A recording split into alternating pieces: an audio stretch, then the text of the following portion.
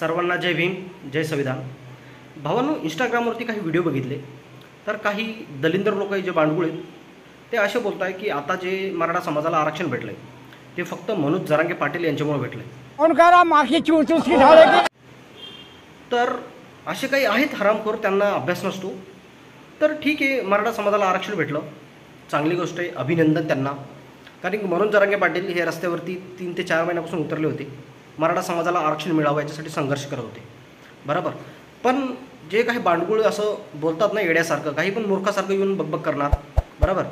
तर त्यांनी अनुच्छेद 12 व 35 वाचावं, फंडामेंटल राईट्स काय असतात ते त्यांना माहिती पडेल, ठीक आहे. आणि मनोज जरांगे पाटील हे जे आपल्या रस्त्यावरती उतरले, यांनी मोठे मोठे मोर्चे घेतले, ठीक आहे. त्या मोर्चे घेण्याचा अधिकारसुद्धा आपल्याला संविधान देतो.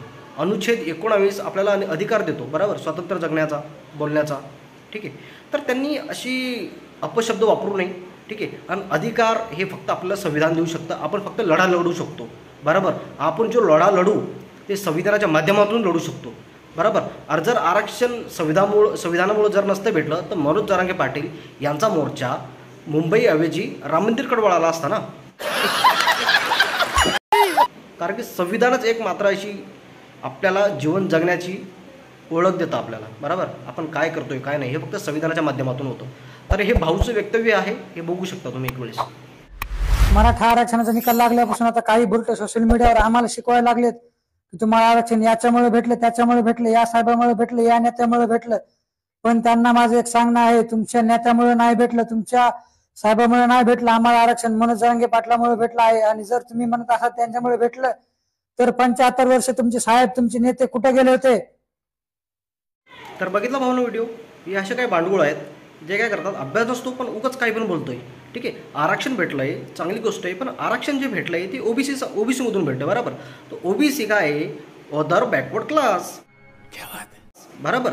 तर काय बोलतोय की पाटील, अरे बाबा कशाचे पाटील? पाटील असं तर आरक्षण घेतलंच नसतं, बरोबर ना. काही चुकीचं बोलत नाही, आरक्षणाला विरोध नाही आपला, पण असं चुकीचं वक्तव्य करू नये.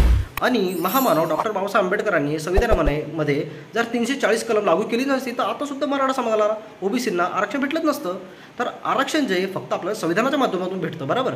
आपण फक्त लढा लढू शकतो, ते पण संविधानाच्या माध्यमातून, बरोबर. असं चुकीचं वक्तव्य करू नये, संविधानाचा अभ्यास करावा, बरोबर. नंतरच 30 सेकंदाचा आपला व्हिडिओ बनवावा.